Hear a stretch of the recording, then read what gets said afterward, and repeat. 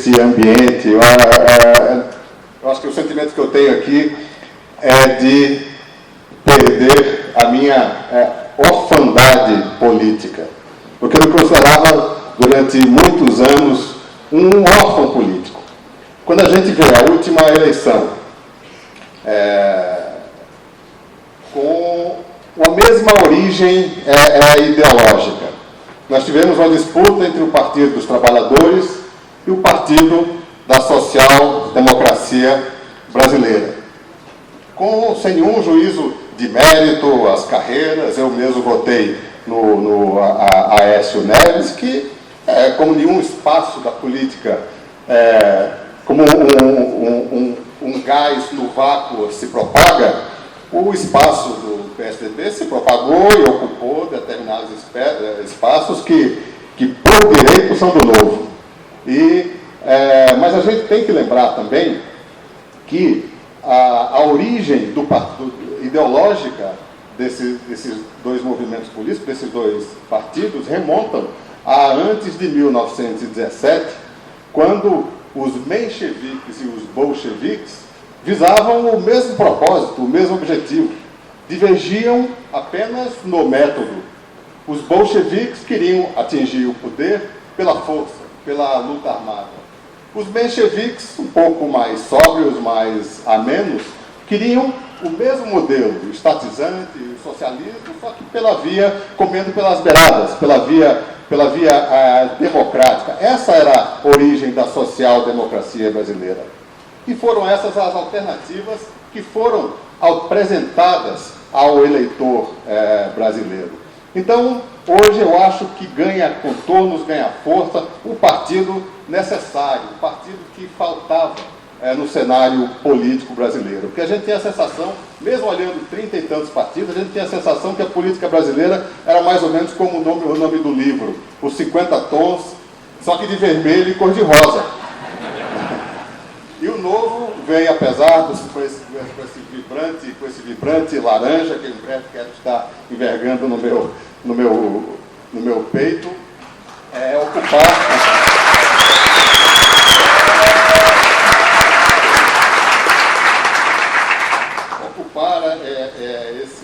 esse espaço em muito boa hora.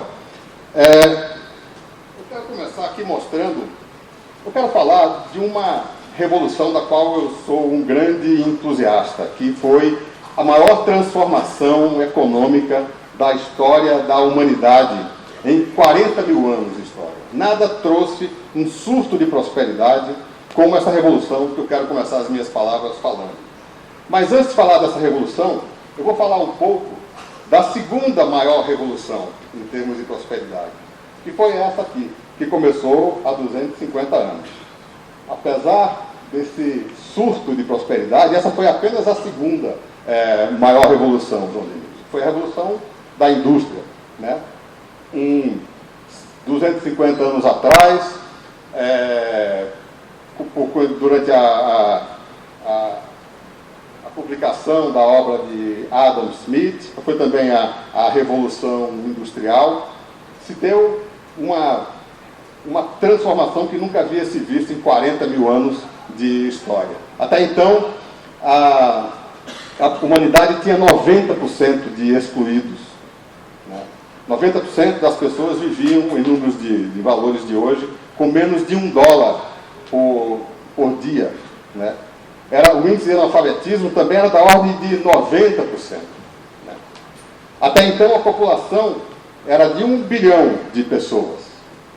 Em 250 anos, essas proporções se inverteram, a taxa de alfabetização de 10% foi para 90%, a taxa de inclusão dos mesmos 10% foi para 90%.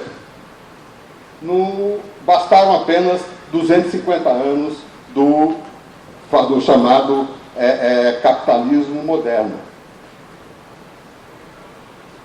Mas a revolução que eu falo, que justamente corresponde àqueles últimos 40 anos daquela curva impressionantemente ascendente, é a revolução do varejo. Foi uma revolução que começou no fim dos anos 70, numa pequena cidade de Bentonville, onde um visionário chamado Sam Walton, que dirigia uma rede de varejo regional, que era um misto de supermercados com lojas de departamento, na cidade, como disse, de Bentonville, tinha 3 mil e poucos habitantes, no estado do Arkansas, passando pelo que deveria ser hoje o departamento de TI de uma empresa dos dias de hoje, viu lá uma geringonça que ninguém sabia direito para que servia, e a mente genial de Sam Walton prontamente indicou uma utilidade para aquilo que era um leitor de código de barras. Sam Walton reuniu os seus 400 fornecedores, depois de um breve piloto com a Procter & Gamble, que era seu maior fornecedor, e pediu que em cada embalagem constasse essa figura que é tão familiar para a gente, que é o código de barras. Ali estava inaugurada a mais impressionante revolução econômica da história da humanidade. E aquela pequena empresa, média empresa, do remoto Arkansas, da pequena Bentonville, em 20 anos se transformaria na maior empresa do mundo. Porque a partir dali estava inaugurada a forma mais perfeita de democracia. Aqueles objetos estranhos que emitiam essas luzes vermelhas se disseminariam por todo os Estados Unidos, depois por todos os países relevantes do mundo, e dariam consequência imediata às mais sutis sinalizações da vontade do consumidor. Era como se votasse cada vez que se compra um shampoo, um sabonete, um par de sapato ou uma calça jeans. Dava-se, sim, consequência imediata à vontade do consumidor, invertendo a lógica da cadeia empurrada, da lógica de produzir para procurar quem possa interessar determinado produto, né? E eu costumo dizer que o leitor de código de barras está para a economia, assim como a urna está para a democracia. Porque trouxe ao patinho feio da economia, que era o varejo, aquele setor coadjuvante, pulverizado, né, informal na maioria das vezes, uma massa de informação, de bancos de dados de extrema complexidade, mas com informações que eram dispersas, que eram desperdiçadas. E a partir daí se iniciou um incrível salto de prosperidade. Aquelas informações, aquelas atribuições que estavam tipicamente aboletadas no poderoso QG, quartel-general da corporação industrial, que era o desenvolvimento de produto, a formulação estratégica, a inovação, passaram gradualmente em mercados em diferentes velocidades, em diferentes cadeias de suprimento, a migrar para o elo fronteiriço, aquele elo que convive mais de perto, é o camarote privilegiado que contempla o espetáculo maravilhoso do mercado, que é o varejo. E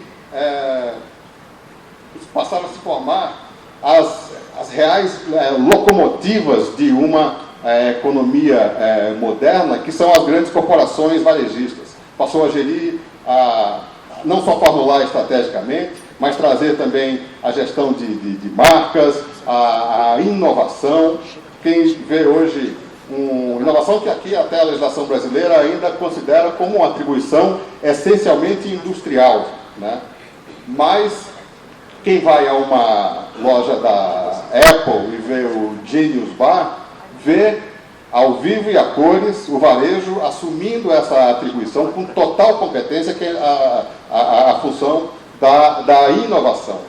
Porque é ali dos maiores QIs da empresa, aqueles jovens que estão ali no Genius Bar, tete a tete com o cliente, auscultando, sentindo as necessidades reais do cliente, que passa a surgir a inovação. Não mais do engenheiro, da Foxconn, ou do fornecedor de produtos eletrônicos, de uma empresa como a Apple, lá no remoto interior da China. Agora, por que é que esta revolução demorou tanto tempo para chegar aqui no Brasil? De fato, 20 anos depois, o varejo brasileiro ainda era quase amadorístico, estratificado, pulverizado, e foi só a partir, eu poderia dizer, a partir desse milênio, a partir do fim dos anos 90, começo dos anos 2000, que aconteceu o que nós podemos chamar da revolução do varejo brasileiro. O varejo era um ambiente dentro já de uma triste característica da economia brasileira, que é a enorme clandestinização, a enorme informalidade. O varejo sempre pontuou entre o setor mais informal. Era da ordem de 70%, na maior parte das cadeias de suprimento, o percentual de clandestinidade econômica do varejo. Isso significa dizer que nós temos um setor dividido em duas bandas, ambos ineficientes e improdutivos por diferentes motivos. Primeiro, a banda da informalidade, da clandestinidade, sem acesso à tecnologia, sem escala, sem acesso a grandes talentos, sem poder de investir, e que sofre da síndrome de Peter Pan, a empresa que não pode crescer porque se torna visível às autoridades fiscais e perde competitividade. E do outro lado, o lado do varejo formal, aquele varejo que registra funcionário e vende com nota, com as suas margens extremamente pressionadas, sem condições de competir, sem condições de investir. Então você tem duas bandas realmente perdendo competitividade por diferentes motivos. Até que aconteceu, por uma série de motivos, uma tempestade, podemos chamar de uma tempestade perfeita. Uma série de fatores que se sinergizaram e se conjugaram para trazer realmente um choque de formalização no começo, no fim dos anos 90 e o início do ano 2000. O fator deflagrador foi a nota fiscal eletrônica, né, que passou a fechar o cerco e a estimular a formalização. Isso acrescido do chamado SPED fiscal, que é o upload das informações contábeis e já há 2 anos atrás já atinge praticamente a totalidade das empresas brasileiras. O outro fator determinante foi a fantástica penetração, o crescimento exponencial do cartão de crédito, dos meios eletrônicos de pagamento, que mais uma vez foram fechando o cerco em torno da clandestinidade econômica. A substituição tributária em vários setores teve realmente um impacto fulminante com relação à clandestinidade econômica. E o próprio boom, o crescimento explosivo da indústria de shopping center, que criou realmente ambientes predominantemente formais. Mas o fato é que, na década que se seguiu, e aqui quero mencionar o meu outro chapéu, que é o dirigente e fundador dessa entidade, que é o Instituto pelo Desenvolvimento do Varejo, que acompanhou muito de perto, e sempre foi a sua principal bandeira, a questão da redução da iniquidade concorrencial, da formalização da economia. Essa foto foi na fundação do IDV, em 2003. Eu tive a honra de ser o primeiro presidente do IDV, e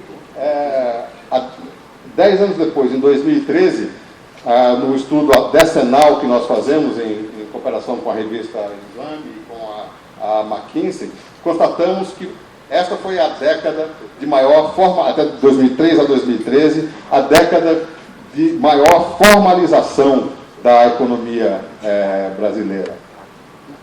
Formalização é uma irmã muito próxima de produtividade, né? o setor que se formaliza, ele tem um crescimento exponencial de produtividade. O supermercado, por exemplo, formal, ele é 3 a 4 vezes mais produtivo de um supermercado informal, tanto em vendas por metro quadrado, quanto em vendas por funcionário. Se nós formos para a loja de departamento ou de vestuário, esse número é da ordem de 5 vezes.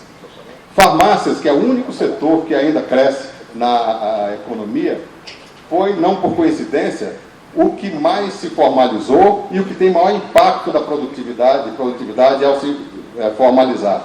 Uma farmácia formal é de 7 a 8 vezes mais produtiva do que uma farmácia clandestina. Então, tivemos realmente 2003 a 2013, não faltam pretensos padrinhos políticos para atrair sobre si os louros dessa saudável revolução que aconteceu aqui, mas foram os anos em que o varejo, que vinha crescendo sistematicamente menos do que o PIB até 2003, passasse a ter um crescimento significativamente superior ao do PIB. Enquanto o país, na década, cresceu 40%, o varejo cresceu como setor, de forma agregada, 120% mais do que o PIB, 3 vezes mais. Mas dentro desse universo, esses protagonistas da revolução do varejo, que são as empresas que se formalizaram, os grandes players do varejo, as grandes cadeias, tecnologicamente equipadas, né, com acesso às melhores práticas, com escala, tiveram um crescimento verdadeiramente surpreendente, que chegou à ordem de 700, 800, 1000% durante essa década. Então se cunhou dentro do IBV, se tornou hábito chamar essa década da década do varejo. Mas o que será que aconteceu que depois de todo este crescimento, desse processo saudável de formalização da economia, que a partir do varejo contagiou toda a cadeia de suprimento? Por que é que nós tivemos um 2015 que não vai deixar saudades para ninguém? Depois dessa década, 2015 foi um ano em que, além dos números do PIB, que todos sabem, mais de 4%, o varejo, pela primeira vez, cresceu menos do que a economia como um todo. Foram 100 mil lojas fechadas, João Denilson. 100 mil lojas fechadas, para você ter uma ideia de grandeza, todos os shoppings do Brasil, cidade da Associação Brasileira de Shopping Center, somam 98 mil lojas. É como se, durante o ano 2015, todos os shoppings do Brasil fechassem.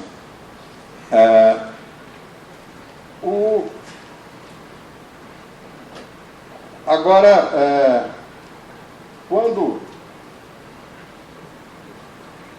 mas eu não quero aqui trazer uma mensagem pessimista, porque acho que muitas outras décadas do varejo surgirão, e muitas as locomotivas que estão aí a postos, prontas, enraizadas pela nossa economia, prontas a decolar de novo e fazendo o seu papel.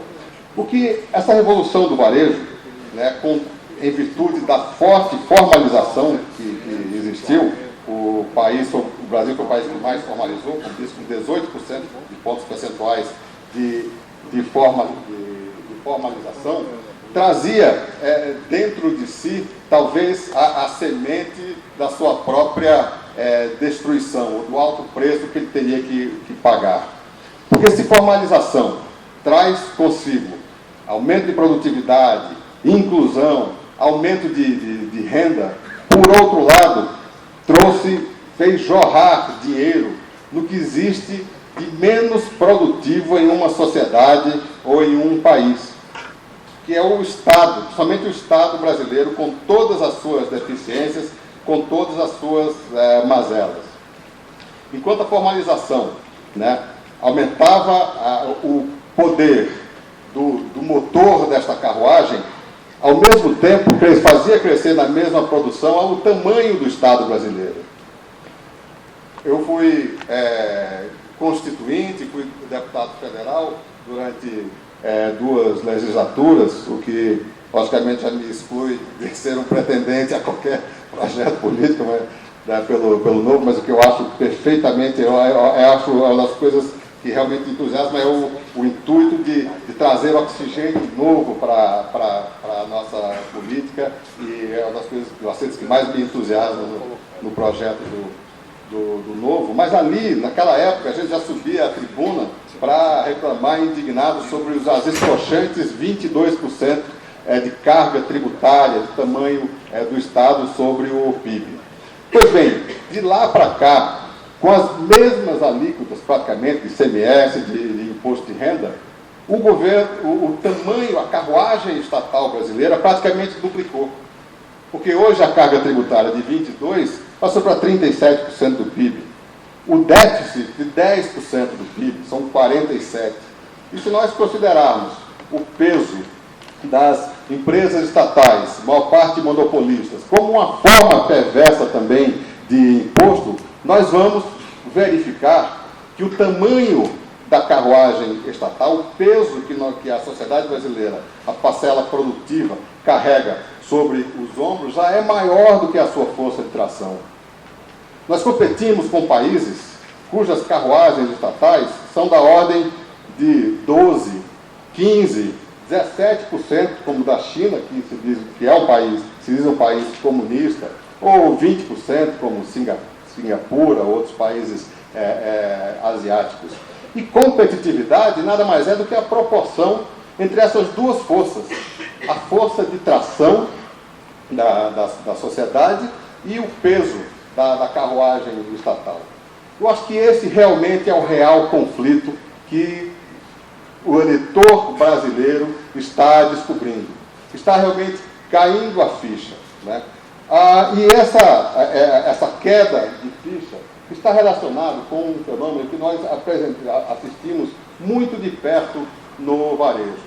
Essas 2 figuras geométricas vêm sendo cantadas em verso e prosa, e não falta políticos que queiram se apropriar dessa coisa boa que veio ao Brasil, mas que isso nada tem a ver com política, nada tem a ver com planos, com programas sociais. Esta é a figura da chegada ao Brasil da Revolução do Varejo, que fez exatamente essa transformação em vários países do mundo.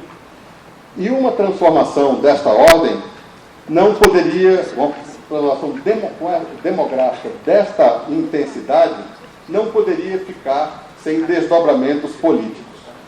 Aqui na achatada pirâmide social, que era o retrato da nossa demografia, até o século passado, até a última década de 90, nos mostra que o fiel da balança eleitoral é uma achatada base, a base de uma achatada pirâmide, onde estão 60% dos votos, de uma massa de pessoas praticamente excluídas do processo produtivo, do processo de consumo, e que, sim, por definição, são sensíveis a um apelo de um Estado provedor, de um Estado paternalista, né, de um Estado inflado, paquidérmico, obeso. A transformação que aconteceu e foi absolutamente verdadeira, infelizmente, esperamos que não seja uma passagem efêmera, mas de fato aconteceu a inclusão de 40 milhões de novos entrantes no mercado do consumo. De fato aconteceu uma ascensão social que nada tem a ver com fatores políticos, tem a ver com os fatores da revolução econômica que eu aqui me referi. E isso substitui a parcela majoritária da sociedade, chamado cidadão súdito ou eleitor súdito, aquele eleitor de pires na mão, sensível a chantagens sociais advindas do Estado, do novo eleitor, do novo personagem no nosso cenário político, que é o eleitor cidadão. Aquele eleitor que aprendeu a relação de duas mãos, de duas vias. Aprendeu através do contato com o mundo maravilhoso do consumo, com a relação com a sua operadora de TV a cabo ou com a sua operadora de telefonia celular, uma via de duas mãos. Aprendeu que tem direito a uma reciprocidade, que está pagando e quer a reciprocidade, quer qualidade, quer eficiência em troco. Sair da sua operadora, estender esse raciocínio da sua operador de TV a cabo, ou do seu varejista, ou do seu fabricante de TV a plasma, para o Estado, foi um salto. Hoje, esse eleitor cidadão exige do Estado a mesma eficiência, a mesma transparência, a mesma seriedade no trato dos seus recursos que ele exige dos seus provedores de consumo, dos serviços essenciais de consumo e de serviço. Portanto, essa singela figurinha, eu acho que transmite, é o pavio, é o deflagrador da mudança de capítulo que nós estamos assistindo e vamos assistir. Porque toda mudança vem da cabeça do eleitor. E esse eleitor pensa diferente, é esse eleitor que está aí em formação à procura de algo como novo.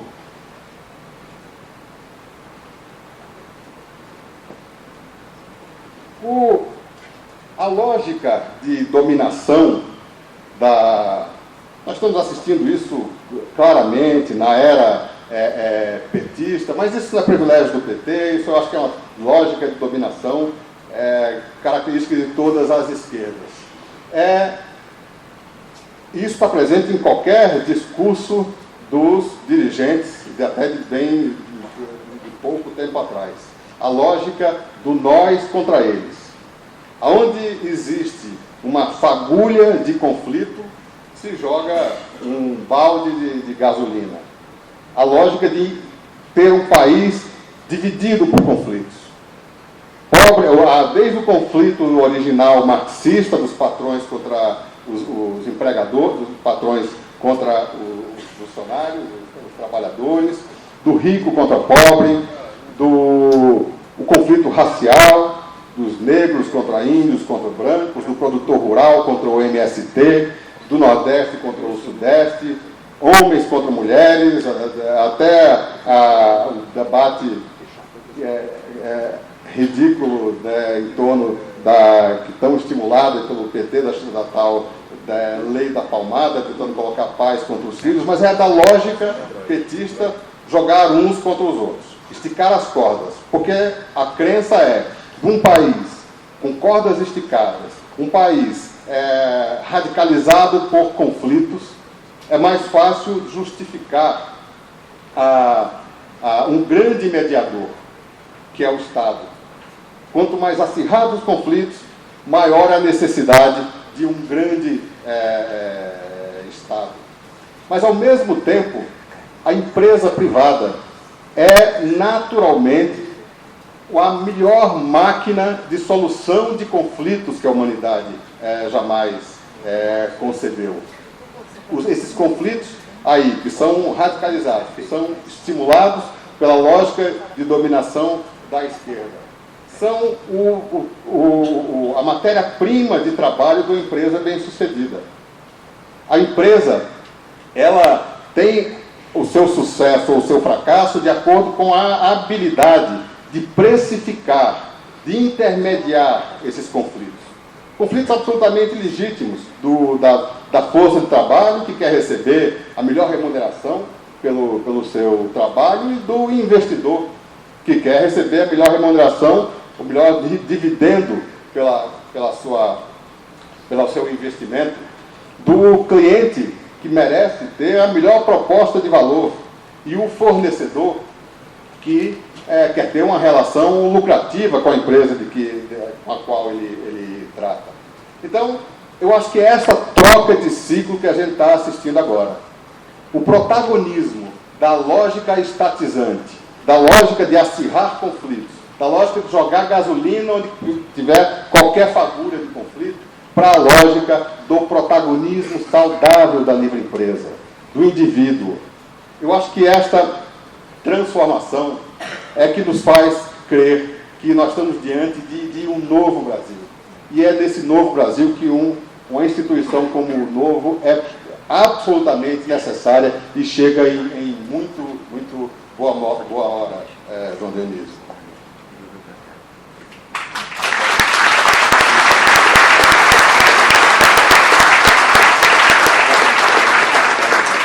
Agora, ao mesmo tempo que nós vimos aqui, acho que o que é comum a todos os analistas políticos, econômicos, que falam da economia brasileira nos últimos anos, foi a inacreditável queda da competitividade do nosso país. Eu acho que esta realmente é a palavra de ordem nesse momento.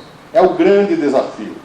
E a competitividade advém, em primeiro lugar, dessa proporção entre a força de tração, desse conflito que realmente conta. E é o conflito que o povo brasileiro está de olho nele. É o conflito entre quem produz e o parasitismo, né? Em quem puxa a carruagem e o peso da carruagem estatal. Mas mais do que esse conflito, essa proporção, né? É lógico que o tamanho, o Estado tem o seu papel, mas não precisa ser o Estado, acho que ele assumiu realmente proporções paquidérmicas, em função de um propósito que não é o propósito de servir a sociedade. O Estado de hoje está sem projeto e sem propósito. Está ensimesmado, voltado para os privilégios que construiu para si mesmo. O novo ciclo pressupõe um novo projeto de Estado. Um Estado que exista em função de um novo propósito, que é servir a sociedade. Não se trata de reformular ou reformar esse anacrônico e obsoleto porta-aviões Minas Gerais em que se transformou o Estado brasileiro, com todo ferrugem, com as caldeiras em pane, com os instrumentos pré-Segunda Guerra Mundial, né? As pessoas que acham que a mudança vai ser lenta estão imaginando que é preciso reformar o irreformável. É impossível e é inútil tentar reformar, porque é um Estado feito a partir de um projeto que não nos serve mais. O novo Estado, que o Novo vai ajudar a construir, é talvez um veleiro de fibra de carbono, com tecnologia de última geração, com as velas infladas pelos bons ventos do livre mercado e que apenas aponte a direção. E isso vai ser um Estado muito menos oneroso, muito menos caro, e é esse o Estado que o Brasil precisa nesse momento.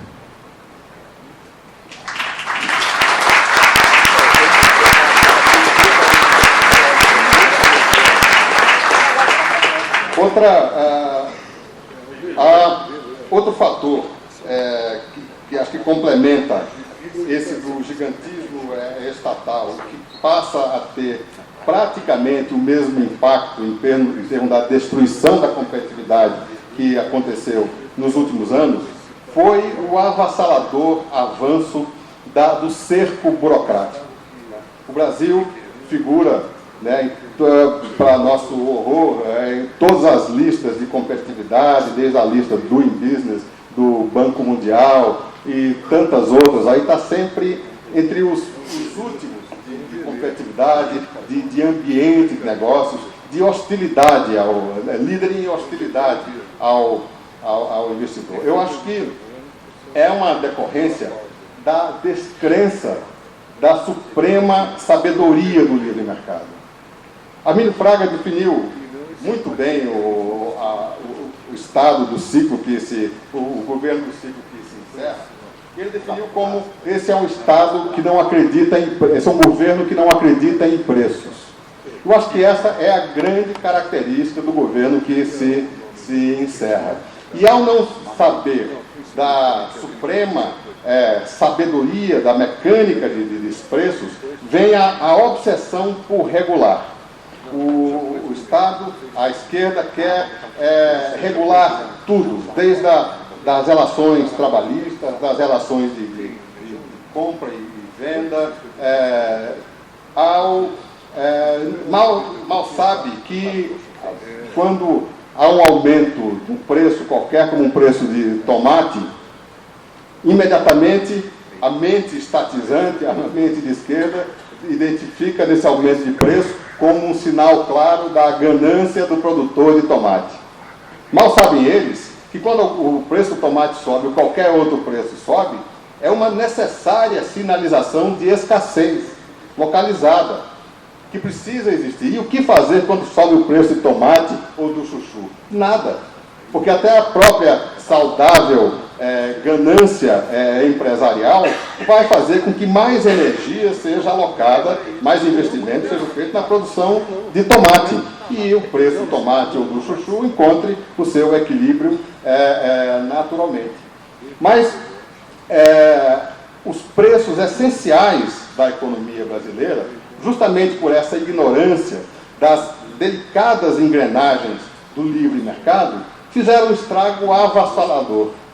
Preços como a taxa de juros, como o câmbio, como o preço da energia, foram violentados de uma forma que vai ser muito difícil de consertar daqui para frente.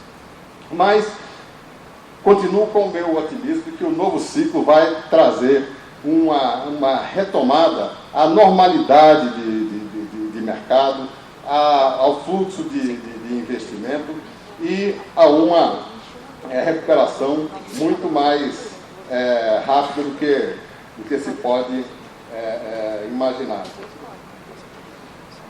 Um fator também que reafirma a minha convicção de que essa saudável transformação do eleitor súdito para o eleitor cidadão, o fiel da balança eleitoral galgado a um novo patamar de sabedoria, é ver, por exemplo, um partido absolutamente pragmático, como o PMDB, então tem figuras extremamente experientes, né, na política, é um partido, inegavelmente, que sabe ler como ninguém o coração do eleitor, um partido com 1000 e tantas prefeituras, dezenas de parlamentares importantes, com nomes, né, com décadas de experiência.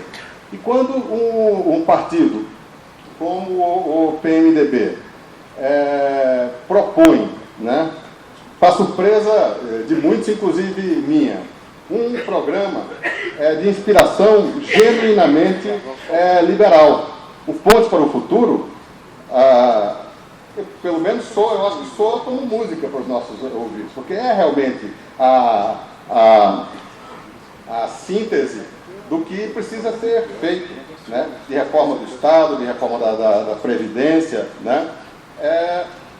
Então, isso, vindo de um partido com todos esses sensores, nos reafirma a convicção de que realmente esta parcela do eleitorado está mudando, está querendo mudanças.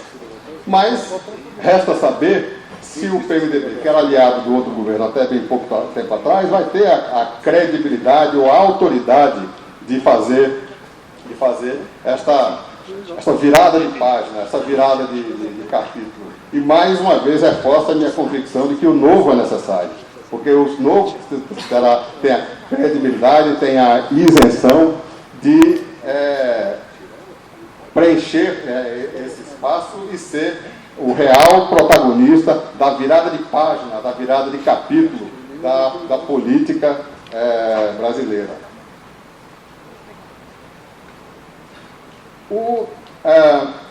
Nós vemos aqui no nosso vizinho, a Argentina, que eu acho que aquele temor de que um projeto genuinamente liberal seria natimorto, porque já se colocaria contrário ao antigo fiel da balança eleitoral. A gente mostra, o episódio argentino, acho que demonstra claramente de que está na hora de um projeto liberal como o novo.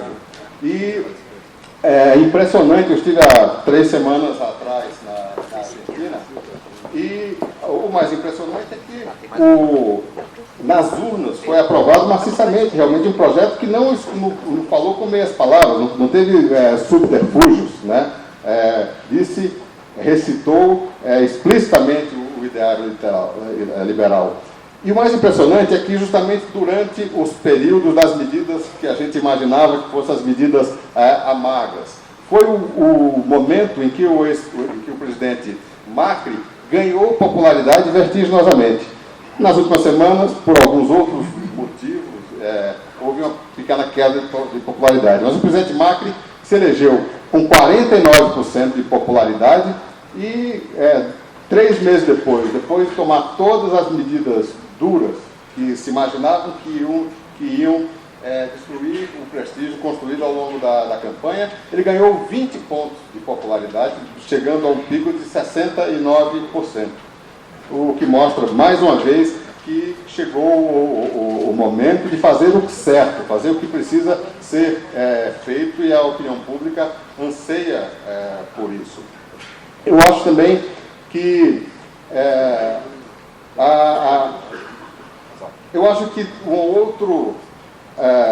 uma outra consequência saudável desse momento que nós estamos vivendo é o fato de agentes que têm um papel a cumprir estejam finalmente se conscientizando.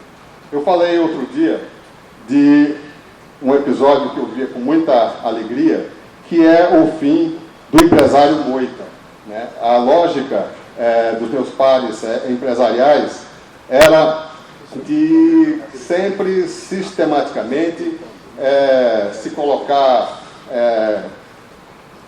embaixo do tapete e não assumir as suas posições. Mas eu acho que este momento está levando a uma nova postura, pelo menos no meio que eu vivo, que é o meio empresarial. Eu acho que isso está trazendo realmente, está acelerando o processo da virada e das mudanças. Há 8 meses atrás, eu até me assustei quando olhei os meus arquivos, num momento de intempestividade provocado por um jornalista do estado de São Paulo,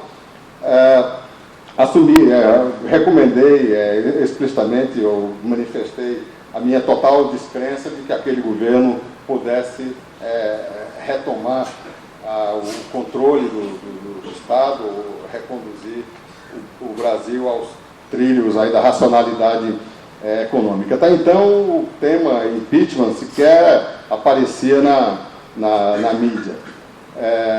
Recebi realmente críticas severas de dentro da minha empresa pelo fato de a leitura ser de que estava expondo indevidamente a empresa. Mas eu vi com alegria que a cada dia novos empresários dos mais diversos setores, dos mais diversos segmentos, passaram a manifestar explicitamente a sua posição. E isso é absolutamente necessário, porque não estamos diante de uma troca de governo, mas uma troca de ciclo, que exige e impõe um novo protagonismo. Se nós estamos saindo de uma era marcada pelo protagonismo do Estado no desenvolvimento e vamos para a era do protagonismo do indivíduo, do investidor privado, é necessário que se transmita à opinião pública que nós não estamos dando um salto no escuro. E que, se, de um lado, vamos deixar de ter um Estado hipertrofiado e obeso, nós temos, sim, uma classe de empreendedores que acreditam, que apostam, que estão dispostos a apostar para reconduzir o Brasil ao progresso e ao desenvolvimento.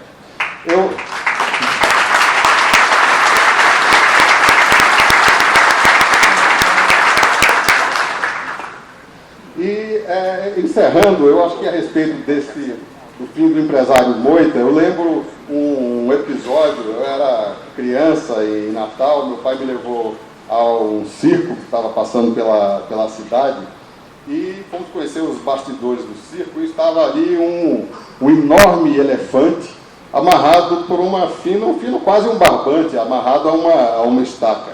E eu quis saber meu pai também quis saber por que aquele elefante não chutava aquela estaca e atravessava a lona. E perguntando ao treinador, ele falou: não, esse elefante está amarrado a essa estaca desde que ele era um bebezinho. E se condicionou a essa limitação.